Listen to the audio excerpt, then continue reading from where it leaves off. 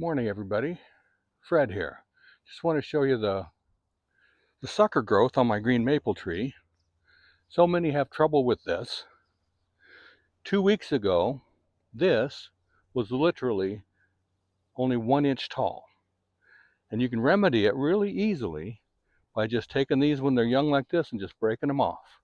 That's all you have to do. You don't even need clippers or anything. Just tear them off. Real simple and easy. Doesn't hurt the tree at all.